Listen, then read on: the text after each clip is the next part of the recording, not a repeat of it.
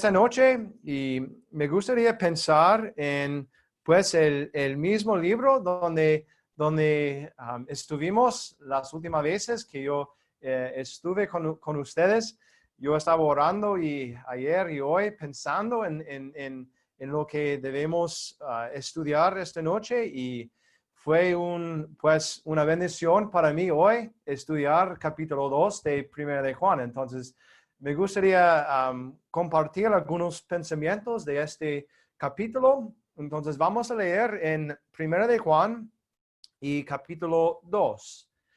Y no vamos a tener tiempo para pensar en todo el capítulo. Entonces, vamos a leer hasta versículo 17 y vamos a ver si podemos llegar allá al final, en el tiempo que hay. Entonces, vamos a leer Primera de Juan y capítulo 2.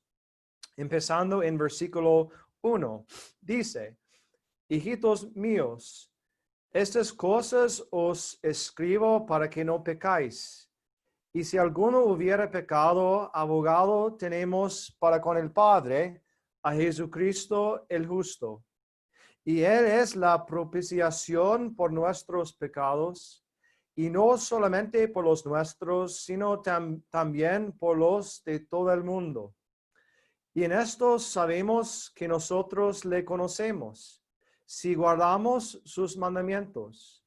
El que dice, yo le conozco, y no guarda sus mandamientos, el tal es mentiroso, y la verdad no está en él. Pero el que guarda su palabra, en este verdaderamente el amor de Dios se ha perfeccionado. Por esto sabemos que estamos en él. El que dice que permanece en él, debe andar como él anduvo.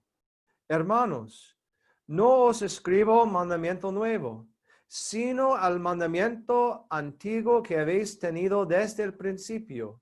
Este mandamiento antiguo es la palabra que habéis oído desde el principio. Sin embargo, os escribo un mandamiento nuevo, que es verdadero en él y en vosotros, porque las tinieblas van pasando y la luz verdadera ya alumbra. El que dice que está en la luz y aborrece a su hermano, está todavía en tinieblas. El que ama a su hermano permanece en la luz y en él no hay tropiezo. Pero el que aborrece a su hermano está en tinieblas y anda en tinieblas y no sabe a dónde va, porque las tinieblas le han cegado los ojos. Os escribo a vosotros, hijitos, porque vuestros pecados os han sido perdonados por su nombre. Os escribo a vosotros, padres, porque conocéis al que es desde el principio. Os escribo a vosotros, jóvenes, porque habéis vencido al maligno. Os escribo a vosotros, hijitos, porque habéis conocido al Padre. Os he escrito a vosotros, padres, porque habéis conocido al que es desde el principio. Os he escrito a vosotros, jóvenes, porque sois fuertes, y la palabra de Dios permanece en vosotros, y habéis vencido al maligno. No améis al mundo, ni las cosas que están en el mundo. Si alguno ama al mundo, el amor del Padre no está en él. Porque todo lo que hay en el mundo, los deseos de la carne, los deseos de los ojos y la vanagloria de la vida, no proviene del Padre, sino del mundo. Y el mundo pasa, y sus deseos. Pero el que hace la voluntad de Dios permanece para siempre. Y sabemos que el Señor nos ha prometido venir su palabra a nosotros esta noche. Y muy sencillamente me gustaría compartir estos versículos que hemos leído en tres diferentes secciones.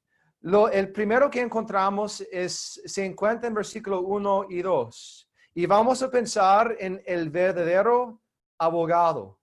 Y en este capítulo, todo el capítulo de capítulo 2, podemos ver pues una lucha entre el verdadero y lo falso. Y vamos a ver el verdadero abogado. Pero también vamos a ver en versículo 3 a 14 el verdadero andar por el creyente.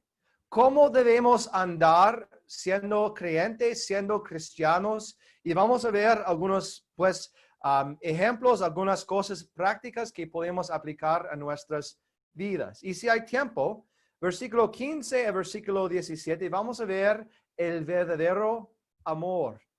Aquí vemos un amor falso, pero vamos a ver el opuesto de este amor para ver qué es el verdadero amor. Pero para empezar, empezamos en versículo 1 y 2 para ver el verdadero abogado. Y no sé, allá en Colombia o no sé cuál país todos están, pero aquí en Costa Rica yo veo muchas veces los anuncios en la calle por rótulos, cosas así. Y uno de los anuncios más comunes es un anuncio para un abogado. Un abogado y parece que hay un abogado por cada tipo de cosa. Hay abogados para accidentes, para divorcios, para negocios, para niños, para adultos, para los avanzados de edad. También yo vi un anuncio por un abogado para animales. Entonces, si ha tenido una dificultad con su animal, puede llamar a este abogado, imagínese. Entonces, hay abogados para cada cosa, cada tipo de cosa. Y sin duda, hay abogados en el cielo. Personas que eran abogados en su vida y ya se fue para estar con el Señor. Sin duda, hay abogados en el cielo. Pero solo hay un abogado practicante en el cielo. Y es nuestro amado Señor Jesucristo. Porque vemos aquí que su bufete de abogado no tiene nombre. No necesita un nombre del negocio para el Señor Jesús. Este abogado, nuestro abogado, nunca ha perdido un caso en el tribunal divino.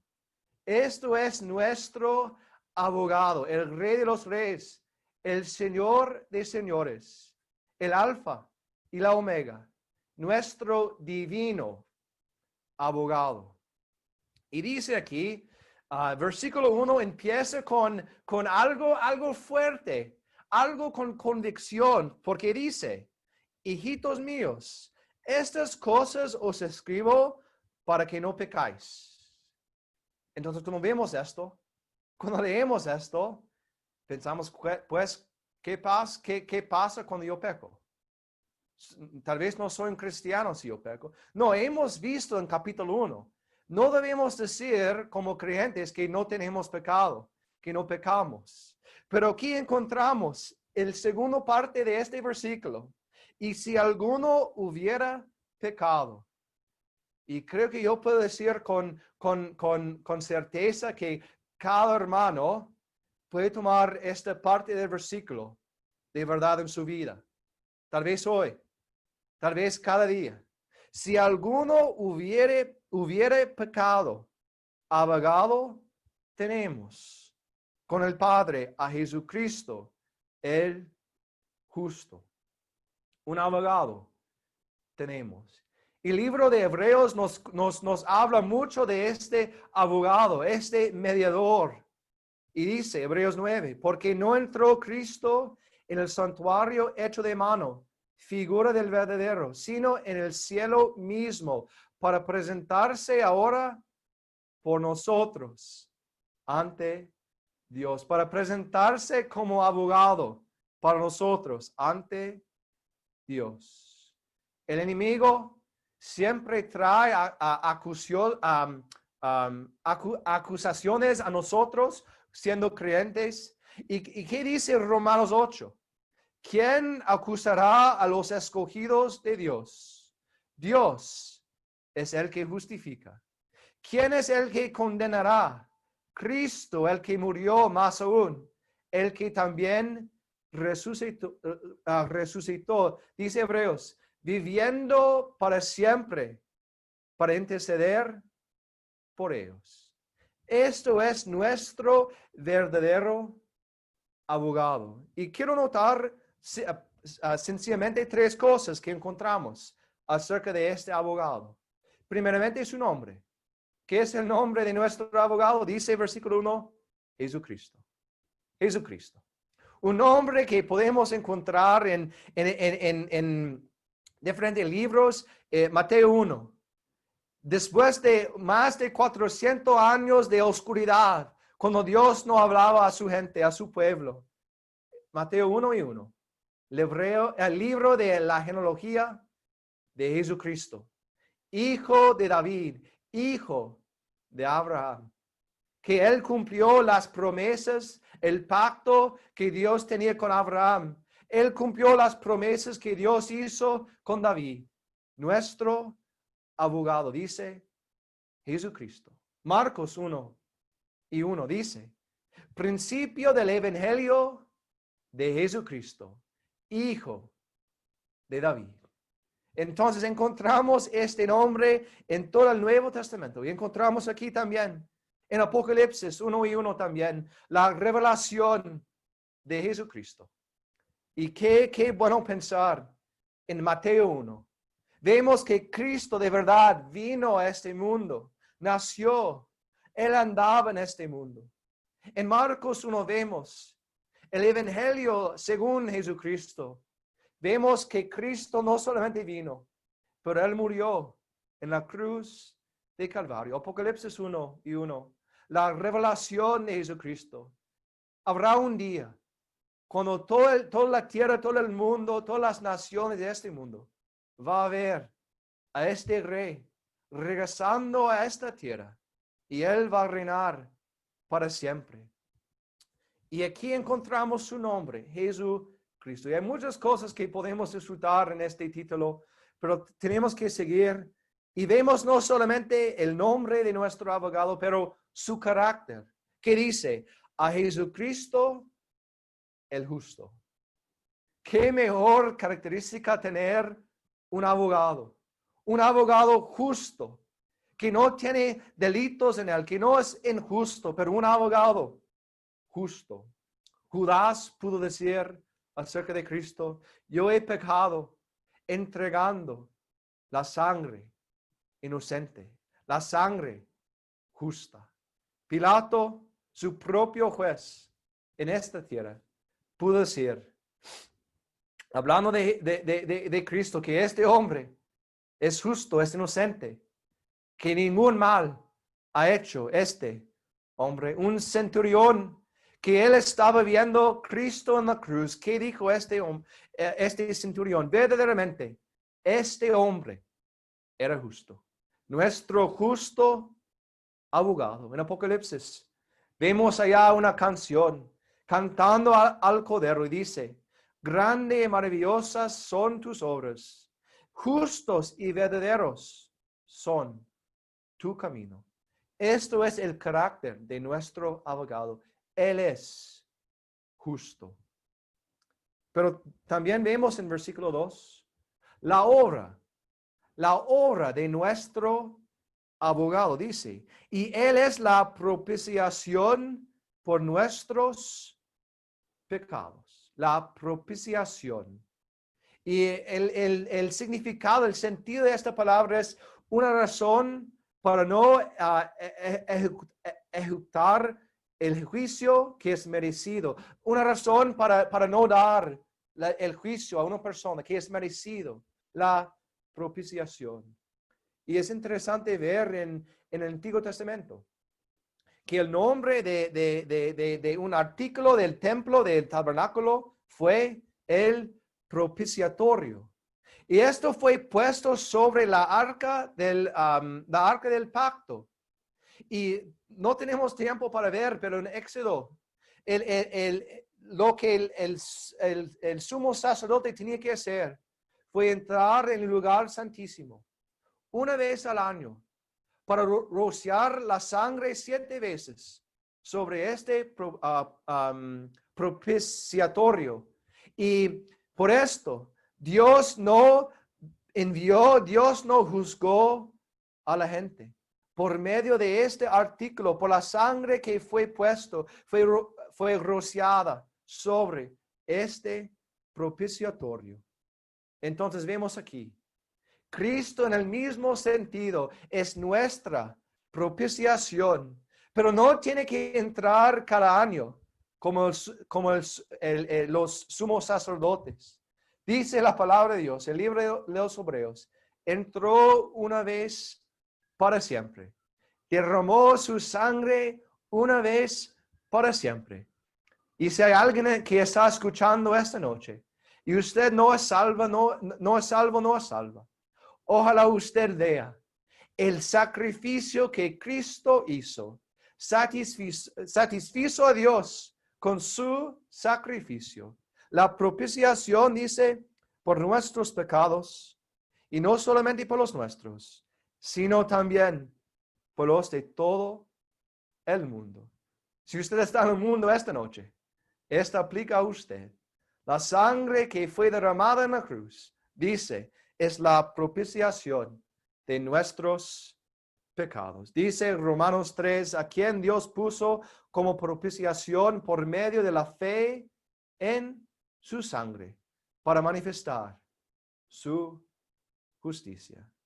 No es contra el carácter de Dios perdonar los pecados, porque Cristo fue la propiciación por nuestros pecados. Dice Isaías 53, verá el fruto de la aflicción de su alma y quedará satisfecho.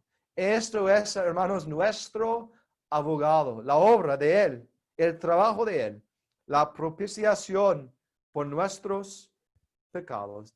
En este mismo libro, 1 de Juan 4, en esto consiste el amor, no que nosotros hayamos amado a Dios, sino en que Él nos amó a nosotros y envió a su Hijo en propiciación por nuestros pecados. El verdadero abogado, Cristo Jesús, se ama. Su carácter, Él es justo. Su obra, una obra terminada en la cruz, sí, pero siempre dice, viviendo para interceder para nosotros. Y entonces llegamos al versículo 3 y encontramos aquí el verdadero andar. Ya hemos reconocido, hemos visto que vamos a pecar siendo creyentes, pero tenemos un abogado. Pero aquí vamos a ver, pues, el ejemplo de cómo debemos andar, el verdadero andar de un creyente. Y vemos tres cosas aquí, en versículo 3 a versículo 11. Primeramente, vemos aquí que debemos guardar la palabra de Dios, la palabra de Cristo. Versículo 3, 4 y 5 nos enseña. Si guardamos, y esto sabemos que nosotros le conocemos, si guardamos sus mandamientos. Me gustaría hacer una pregunta a cada uno esta noche, a mí también. ¿Qué valor tiene la palabra de Dios en mi vida? ¿Qué valor tiene? ¿De cuál de esos dos puedo decir yo? De los salmos. Guardaré tu ley para siempre y eternamente. O muchas veces tal vez decimos así, ríos de agua descendieron de mis ojos porque no guardaban tu ley. ¿Cuáles de estos dos es lo que yo puedo decir acerca de mi vida, de mis caminos con el Señor? Ojalá podemos decir, guardaré tu ley para siempre, eternamente. Este debe ser el deseo de nosotros, de guardar la ley de nuestro Dios y Señor. ¿Qué enseñó Cristo? Vemos eso en la enseñanza de Cristo en Juan 14, Juan 15. Si me amáis, guardad mis mandamientos, enseñó el Señor. Cristo también en el siguiente capítulo dice, si guardaréis mis mandamientos, permaneceréis en mi amor, así como yo he guardado los mandamientos de mi Padre. Esto fue la enseñanza de Cristo. Si amamos a Él, debemos guardar sus palabras, sus mandamientos. ¿Cómo estamos en este sentido de la vida cristiana? Ojalá nosotros podamos, pues, confesar, si faltamos en esto, que debemos guardar los mandamientos, la palabra de Jesucristo, de Dios Padre. Vemos dos ejemplos de esto en Apocalipsis. Una iglesia que no estaba haciendo esto, la iglesia de Sardis. Y dice Cristo acerca de esta iglesia. Y afirma las otras cosas que están para morir, porque no he hallado tus obras perfectas delante de Dios.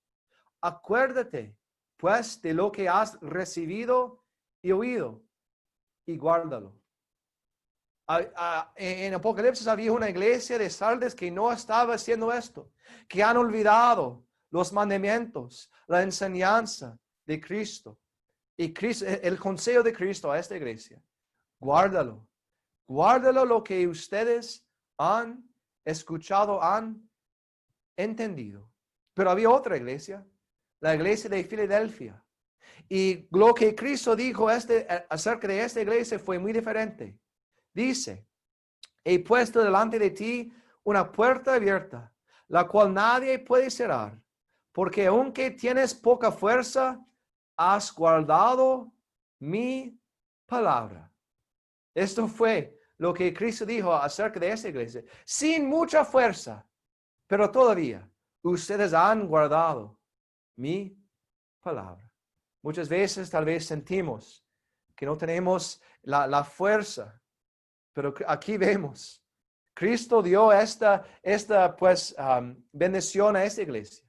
Sin mucha fuerza, ha guardado mi palabra. Y vemos en versículo 4 aquí el opuesto de guardar la palabra de Dios. Dice: y yo le conozco y no guarda sus mandamientos. El tal es mentiroso y la verdad no está en él. Esto es el opuesto, lo falso, dice Cristo. La verdad, dice, es mentiroso y la verdad no está en él. Ojalá nosotros no estamos en versículo 4. Ojalá estamos en versículo 3 y 5. Sino guardando la ley, los mandamientos, de Cristo, la palabra de Dios con perfección. No, nunca vamos a hacer esto. Pero ojalá estamos tratando, es el deseo nuestro, guardar la palabra de Dios. ¿Y qué es el resultado de guardar? Dice versículo 3, le conocemos a Él. Y versículo 5 dice: en este verdaderamente el amor de Dios se ha perfeccionado. Entonces, primeramente debemos guardar la palabra de Cristo. Pero vemos también en versículo 6 que debemos seguir a sus pisadas. Dice versículo 6. El que dice que permanece en él debe andar como él anduvo. Debemos seguir en las pisadas de nuestro Salvador. Y hay muchos ejemplos. No tenemos tiempo para pensar en cómo anduvo nuestro Señor, con compasión, con justicia. Él siempre anduvo en la luz. ¿Qué de nosotros? ¿Qué de nosotros? Primera de Pedro nos cuenta: pues para esto fuisteis llamados, porque también Cristo padeció por nosotros, dejándonos ejemplo, para que sigáis sus pisadas. Eso es el verdadero andar para un creyente. Vino a mi mente hoy, pensando en ese tema, las palabras de la canción, me imagino que ustedes tienen allá. Quiero seguir las pisadas del Maestro. Quiero ir en pos de mi Rey y Señor, y modelando por mi carácter, canto con gozo a mi Redentor. Y el coro dice así: qué hermoso es seguir las pisadas del Maestro, siempre en la luz, cerca de Jesús. Qué hermoso es seguir las pisadas del Maestro en su santa luz. No hay mejor lugar donde podemos andar, donde podemos seguir el camino, las pisadas de nuestro Señor Jesucristo. Dice, siempre en la luz, cerca de Jesús. Pero la última cosa que encontramos relacionado con el verdadero andar es en versículo 7 a versículo 11. Encontramos aquí que debemos amar a los hermanos. Debemos ser marcados por el amor los unos a los otros. Dice versículo 7 y versículo 8. Juan está diciendo, pues, eso no es un nuevo mandamiento. Es antiguo. Siempre ha tenido este mandamiento desde el principio. Pero también como Cristo enseñaba. Él dijo, Cristo en Juan 13, un mandamiento nuevo os doy, que os améis unos a otros. Debemos amar a nuestros hermanos. ¿Qué es el resultado de este amor? Dice versículo 10, el que ama a su hermano permanece en la luz y en él no hay tropiezo. Entonces, podemos ver aquí que los resultados de amar nuestros hermanos. Pero me gustaría llegar a versículo 12 a versículo 14. Porque aquí encontramos algo muy interesante acerca de etapas, podemos decir, de crecimiento espiritual. Entonces debemos ver, hay etapas del verdadero andar de la vida cristiana. Y es importante notar aquí una lección que yo aprendí estudiando esos versículos, que hay espacio, debe estar espacio por cada etapa de crecimiento. O mejor dicho, tal vez no debemos juzgar. Alguien tal vez está en la primera etapa, creciendo. Tal vez un nuevo cristiano y queremos ver, pues, queremos comparar con alguien que ha sido un creyente para muchos años. Y muchas veces somos culpables de juzgar una persona que es como un bebé en la fe. Y dice aquí en versículo 12, os escribo a vosotros, hijitos, porque vuestros pecados os han sido perdonados en su nombre. Y creo que aquí él está, es la misma palabra que encontramos en versículo 1, hijitos míos, que fue a todos los creyentes. Entonces aquí vemos en versículo 12, yo creo, una introducción de pues la vida cristiana, que todos ellos están parte, que son creyentes. ¿Y qué es lo que él dice? Que vuestros pecados han sido perdonados. Entonces esto es como la primera cosa que entendemos. Para ser salvo, entendemos que Cristo podemos tener nuestros pecados perdonados. Entonces todos nosotros empezamos aquí en la vida cristiana. Tal vez solo entendemos, solo hemos reconocido esta verdad y nada más. Que Cristo murió por nuestros pecados y ahora por fe en Él tenemos nuestros pecados perdonados por su nombre, dice el versículo 12. Pero en versículo 13 encontramos tres diferentes grupos de creyentes, o tres diferentes etapas, tal vez podemos decir. Vemos aquí hijitos como niños, vemos jóvenes y vemos padres. Y me gustaría empezar en la primera etapa. Aquí es al final del versículo, pero empezamos con los hijitos. Todos nosotros cuando fuimos salvos, empezamos en una manera en esta etapa. ¿Y qué es lo que Juan dice cuando escribió a este grupo de personas? Dice versículo 13, os escribo a vosotros, hijitos, porque habéis conocido al Padre. Un conocimiento básico, tal vez, podemos decir. Cuando yo fui salvo, yo no sabía mucho del carácter de Dios. Yo no sabía, pues, mucho de la Biblia, siendo un joven de 10 años. Pero una cosa que podemos decir acerca de una persona, en el momento que esa persona es salvo, de que esa persona conoce al Padre. Tal vez en una manera muy básica, pero empezamos en esta etapa, conociendo al Padre. Pero si seguimos a los jóvenes, dice dos cosas. Versículo 13, porque habéis vencido al maligno. ¿Cómo puede tener crecimiento? ¿Cómo podemos decir esto acerca de nosotros? Dice la respuesta en versículo 14. Jóvenes, porque sois fuertes y la palabra de Dios permanece en vosotros y habéis vencido al maligno. Ser fuerte y la palabra permanece en nosotros. Y tal vez en esta etapa podemos ver un crecimiento en el conocimiento de la doctrina de la Biblia. Que la palabra permanece en la persona. Que la persona es fuerte por medio del poder del Espíritu Santo, por medio del poder de la palabra de Dios. Esa persona ha crecido. No solamente conoce al Padre, pero ahora conoce más de la palabra.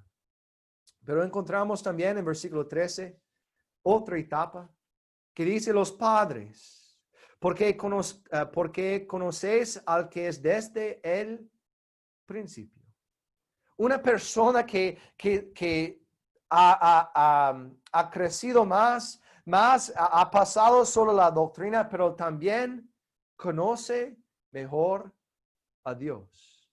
Dice Filipenses 3, a fin de conocerle el poder de su resurrección y la participación de sus padecimientos, llegando a ser semejante a él en su muerte.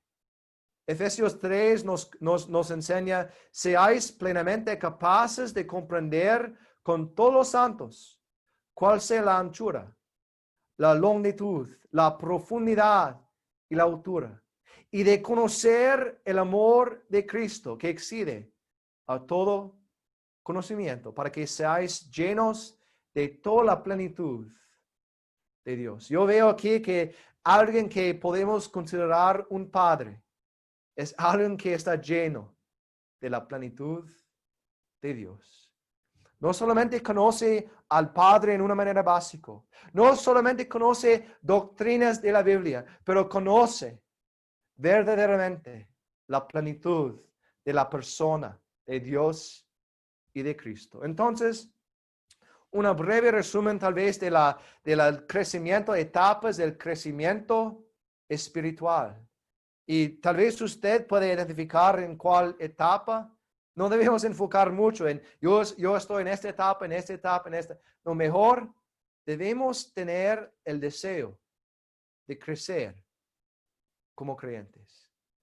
¿En cuál etapa estamos? Debemos querer crecer cada día más, aprendiendo más de Cristo, aprendiendo más del Padre. ¿Cómo? Por medio de la palabra de Dios. Esto debe ser el deseo. Esto es el verdadero andar en la vida cristiana. Pero para terminar, llegamos al versículo 15. Y vamos a ver aquí el verdadero amor. Y al inicio, cuando leemos estos versículos, vemos pues el amor equivocado que encontramos aquí, el amor del mundo. Pero me gustaría pensar en, más que todo, en el opuesto de este amor. Porque vemos el amor del mundo y vemos diferentes características del amor del mundo. Entonces el amor verdadero es el opuesto de este amor. Entonces vemos en versículo 16 o versículo 15, no améis al mundo ni las cosas que están en el mundo. Si alguno ama al mundo, el amor del Padre no está en él. Qué palabras de convicción a mi corazón. Si yo amo, Si mis deseos todos están en este mundo, dice, el amor del Padre no está en él. Pero ¿qué es el amor del mundo? Dice versículo 16. Vemos tres cosas. Porque todo lo que hay en el mundo, los deseos de la carne, los deseos de los ojos y la vanagloria de la vida, no proviene del Padre, sino del mundo. Los anhelos del hombre carnal. Podemos recordar en la tentación de Cristo que el enemigo pues dio o ofreció este deseo a Cristo. Él dijo, si eres hijo de Dios, di que estas piedras se conviertan en pan. Los deseos del carne, no para decir que si queremos comer es un deseo del carne, pero lo que el hombre carnal quiere, todos los deseos, esto es los deseos de la carne y los deseos de los ojos. Dice Mateo 6 que la entrada del cuerpo es el ojo. Y dice Mateo 6, la lámpara del cuerpo es el ojo. Si tu ojo es bueno, todo tu cuerpo estará lleno de luz. Pero si tu ojo es maligno, todo tu cuerpo estará en tinieblas. ¿Dónde están puestos mis ojos? ¿En las cosas de este mundo? ¿En todo lo que ofrece este mundo? Ojalá nuestros ojos están puestos en nuestro Señor. Y dice también la vanagloria de la vida, el orgullo de la vida.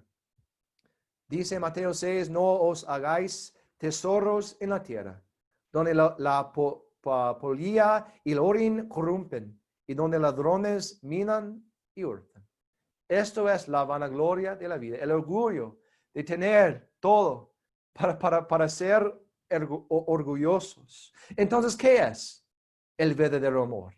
Si esto es el amor equivocado, el amor del mundo, los deseos de la carne, entonces el amor verdadero es los deseos del Espíritu.